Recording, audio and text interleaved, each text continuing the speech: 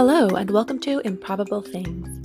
I'm J. Grace Pennington, and this is my podcast where I share 6 improbable thoughts before breakfast, which consists of 6 thoughts about reading, writing, or storytelling in some form or fashion. So I have got my 6 things ready, and let's get started.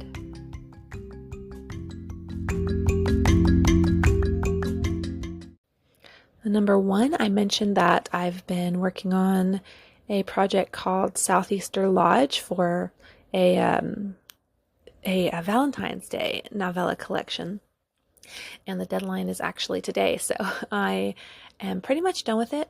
Yesterday I went over about half of it, just kind of with a fine-toothed comb, just working on, making sure I haven't left any quotation marks off of anything, or that I haven't, accidentally put the wrong word in somewhere. And sometimes, even though I've already been over it like 4 or 5 times, I'll still find something that is just worded really awkwardly, or a lot of times I'll see where somewhere that I have the same word twice in a very short span of time, which I like to try to correct. So a lot of those little kinds of things I'm just wrapping up. So I'm gonna kind of go over the last half of it today and get it sent in. And I am honestly amazed that I was able to get this done, because just between some other projects earlier in the year and then having the baby and that taking more, or it taking longer to get back to writing than I had expected after that,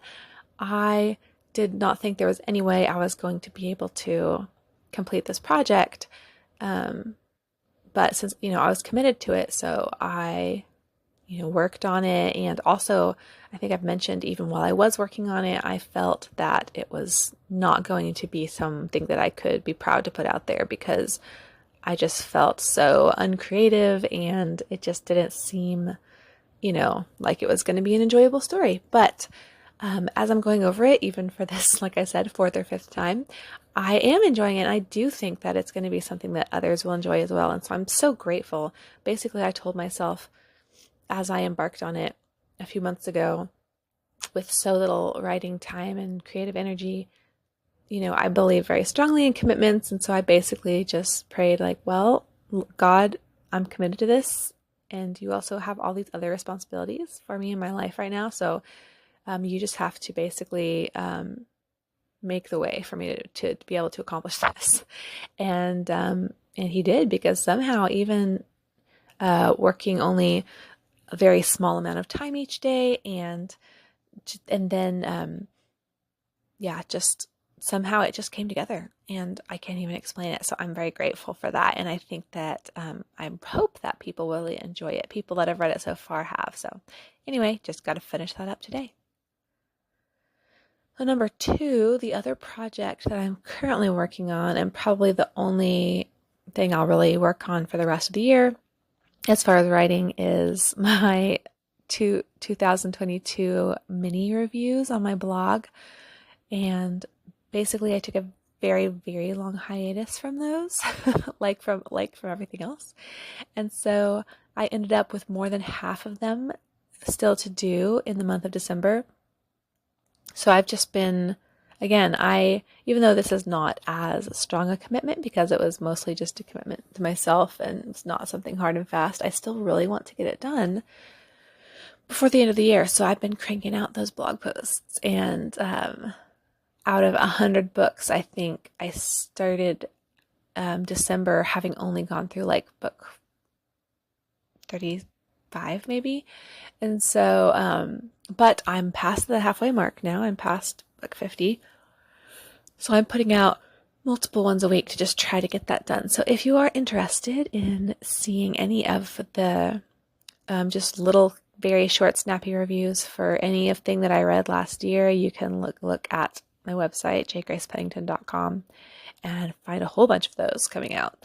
And actually next year, I think that because I'm really kind of scrambling for content to get up on Kindle Vella, I may do reviews from this year on Vella instead of on my blog. So that'll be a little bit different, but I did want to finish off this year first. So we're working on that. And I mean, at this point, I've read so many books since these that it's really a challenge to my memory. The number three, one thing I've also been pondering ever since I finished up working on Intoxication in the Firmament series. It's so funny with Firmament. So I've been working on it for more than a decade now. And not only am I still not tired of the series and the characters, but I actually miss them when I'm not working on one, which is funny because when I am in the middle of working on one of the books, it, gets very old and I get tired of it. And, just because I've been working on the same book for months at that point. But then almost the instant I send it off and I'm done, I start to miss the characters. Which sometimes I feel like is a little bit like real life relationships because sometimes, you can get annoyed by people or, if you're with them more, you notice more quirks or flaws or whatever. But then, once it's always easy to miss something once it's gone. So, a little time. That's why I always feel, my husband's extremely supportive of me getting out just usually like one evening a week. And it's good for everybody for me to even just being a few hours away, I start to miss my babies and my husband and come back like, oh, I missed you. So happy to be back. And that's kind of how it feels with my characters right now. So I'm hoping to start early next year working on the next Firmament book, and I'm already looking forward to it.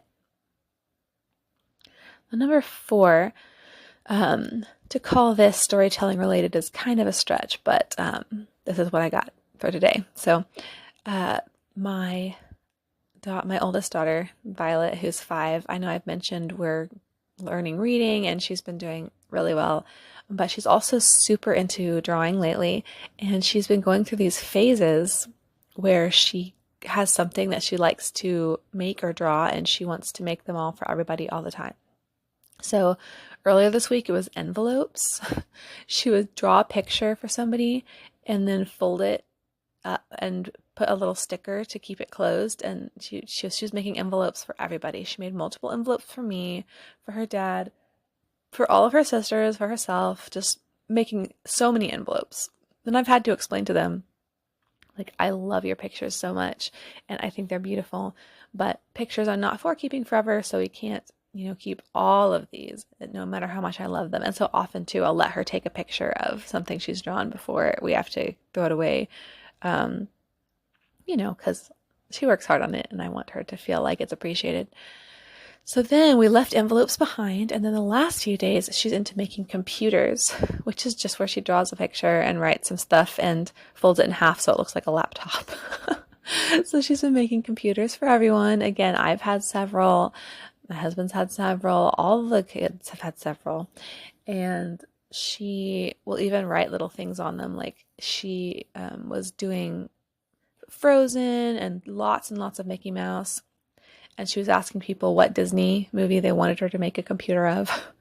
And so my husband requested A Bug's Life because that's his favorite Pixar movie. So she drew a bunch of little bugs, super cute. And then she wrote the word Dot because she, of the little character named Dot in the movie, and she figured out how to spell it all by herself. So it's just super fun to watch, just their creativity and just the developments, because she really has made leaps and bounds in just figuring out how she can draw things. And I'm really excited to see if this persists as an interest for her or if it's just, normal, kids enjoy drawing. But either way, we are enjoying all the envelopes and all the computers. So number 5, am I currently reading? I am speeding through Kate Morton's The Lake House. And I'm speeding because I got it from the library a few weeks ago because I had enjoyed her book, The Secret Keeper, so much. And I saw a bunch more of her books there and thought, oh, I'll try another one. But I had gotten some other books out too. So I had read those first, and then I wasn't able to renew my books because the library app was down. It was just a whole thing.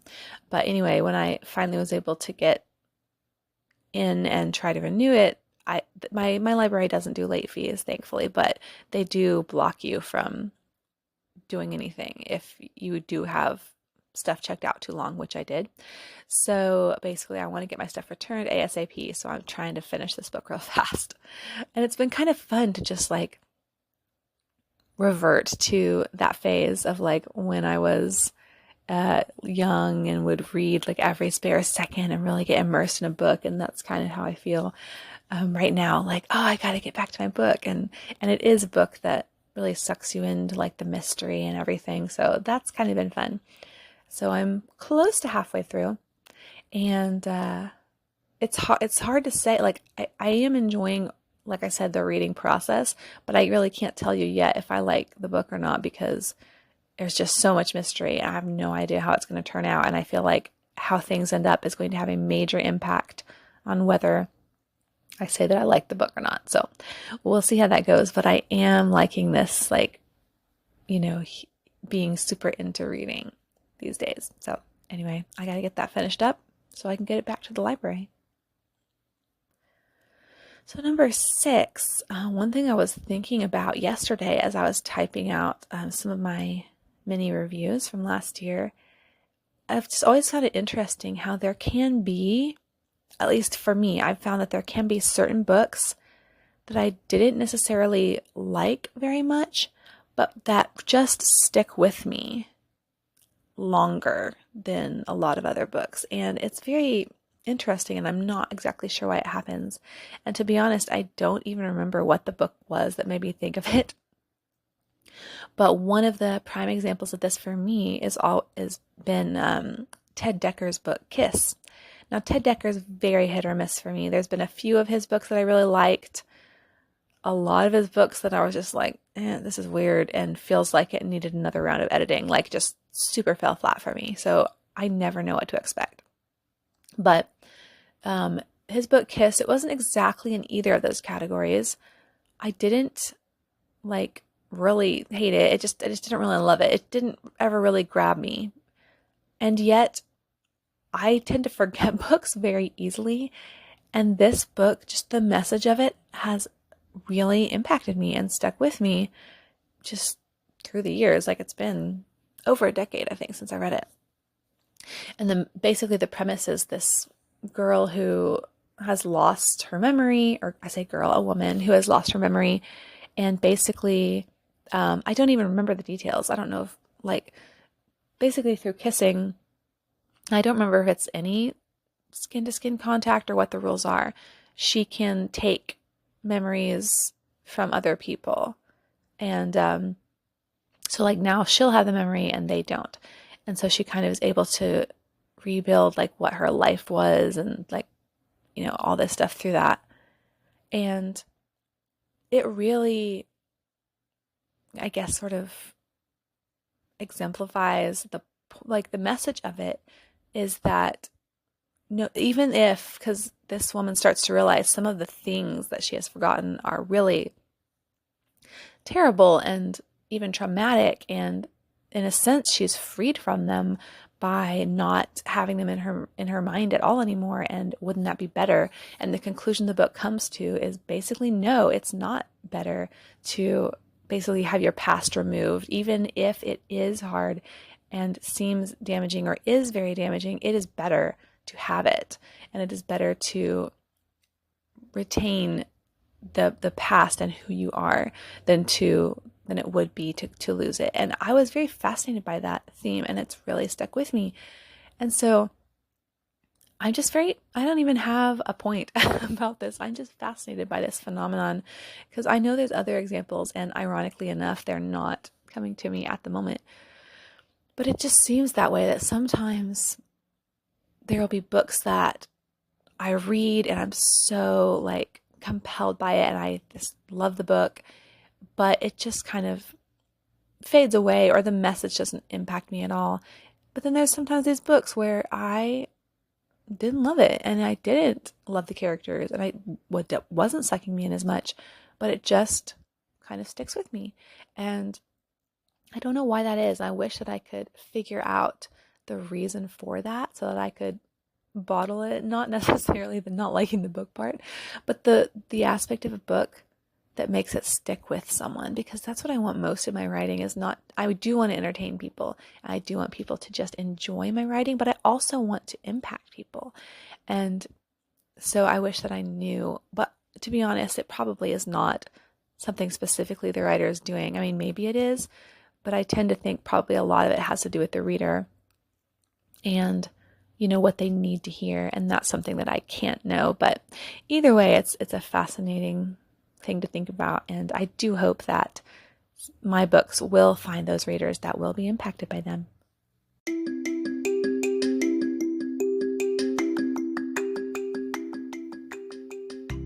So thank you all so much for listening. This is going to be my last podcast of this year because there's just so much going on this time of year, and I want to just take a break from some things and enjoy the time with my family and enjoy a little extra sleep on these mornings. So I will see you all in the next year. And again, I appreciate so much everyone that's taken the time to listen to these little conversations.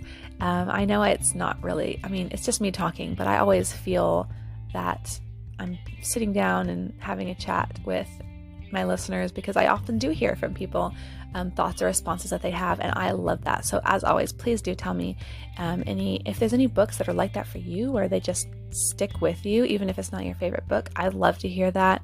Tell me about what you're currently reading, and if you're a writer, do you also miss your characters once you're finally done with a book? I'd love to know.